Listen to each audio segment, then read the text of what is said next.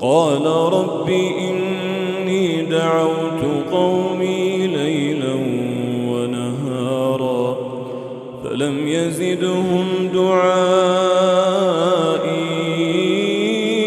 إلا فرارا وإني كلما دعوتهم لتغفر لهم جعلوا أصابعهم في آذانهم واستغشوا ثيابهم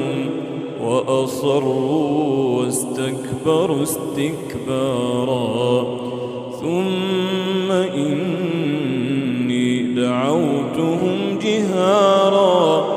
ثم إني أعلنت لهم